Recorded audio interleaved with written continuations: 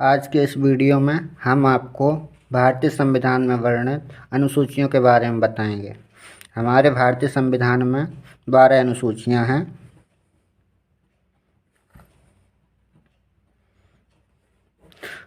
इसमें हम आपको ट्रिक बताएंगे जिससे कि आप अनुसूचियों को आसानी से याद कर सकें। तो आइए देखते हैं ट्रिक है टीयर्स ऑफ ओल्ड पीएम। यहाँ पे टी से टेरिटरी एंड स्टेट्स मतलब राज्य और संघ शासित प्रदेश। ए से इम्यूलमेंट्स, इसमें वेतन और भत्ते आते हैं। ए से अफर्मेशन एंड ओथ अर्थात प्रतिज्ञान एवं शपथ।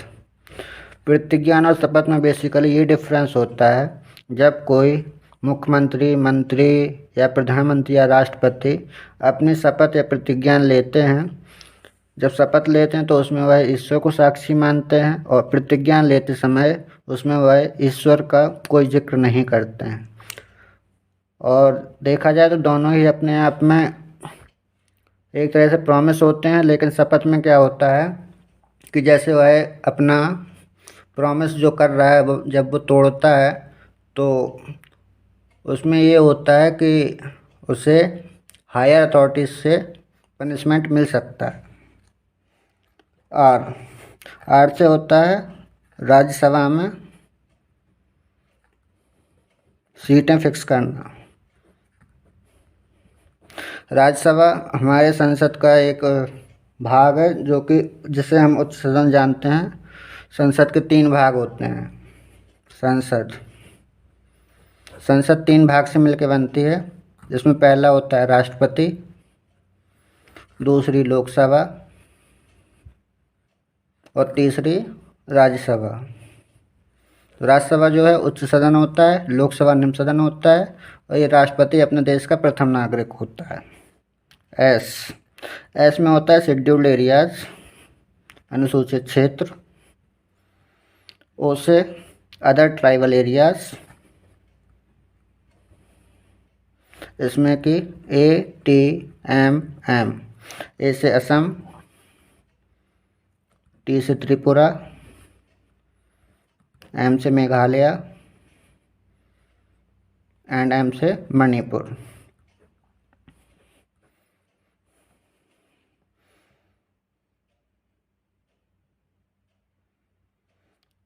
एफ से होता है फेडरल स्ट्रक्चर, संघीय ढांचा।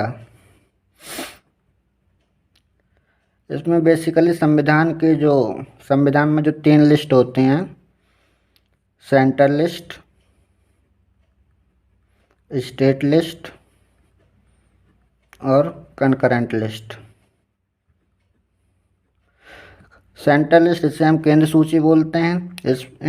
इसमें जो विषय होते हैं उस पर केंद्र सरकार कानून बनाती है। स्टेट लिस्ट राज्य सूची, जिसमें जो कानून बनाने का अधिकार होता है वो राज्य सरकार का होता है। और ये कंकरेंट लिस्ट इसे बोलते हैं समवर्ती सूची। इसमें ऐसे विषय आते हैं जिसमें राज्य सरकार और केंद्र सरकार दोनों ही कानून बना सकते हैं।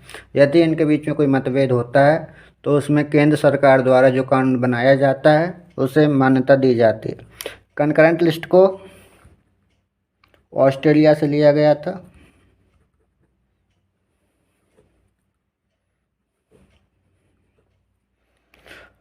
अगला देखते हैं, तो अगला आता है ओ से होता है ऑफिशियल लैंग्वेज, मतलब कि आधिकारिक भाषाएं। हमारे संविधान में 22 भाषाओं को ऑफिशियल लैंग्वेज का दर्जा दिया गया है। ये संविधान के भाग 17 में आती हैं। एल से होता है लैंड रिफॉर्म, भूमि सुधार। डी से होता है एंटी डिफेक्शन लॉ। दल बदल कानून, इसे 52वें संविधान संशोधन अधिनियम 1985 से लिया गया था। इसके बाद ये जो एंटी डिफेक्शन लॉ होता है, इसमें बेसिकली ये होता है कि हमारे जो सांसद और जो विधायक होते हैं, जब वो इस नियम का उल्लंघन करते हैं तो लोकसभा में लोकसभा स्पीकर, राज्यसभा में राज्यसभा चेयरमैन, और जो राज्य विधानमंडल होता है उसमें विधान परिषद में भी चेयरमैन होता है, और जो विधान सभा होती है उसमें जो होता है स्पीकर होता है, वो इस पर निर्णय लेते हैं। और यदि जो सांसद या विधायक इसमें यदि लिप्त पाया जाता है, इसका उल्लंघन करते हुए पाया जाता है, तो उसकी सांसद और जो विधायक पद होता है वो उसका ख़त्म हो जाता है। पी पी से होता है पंचायत। इसे 73वें संविधान संशोधन